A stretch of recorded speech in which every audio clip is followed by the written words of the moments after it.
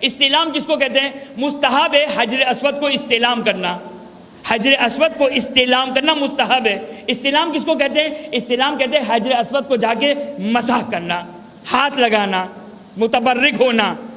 انسان حجر اسود کو جا کر ہاتھ لگاتا ہے، متبرک ہوتا ہے۔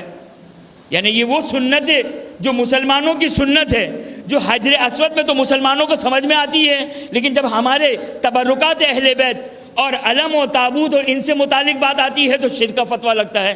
بھائی اگر شرک کا فتویٰ لگانا ہے تو حجر اسود کو بوسہ دینے والوں پر بھی لگاؤ۔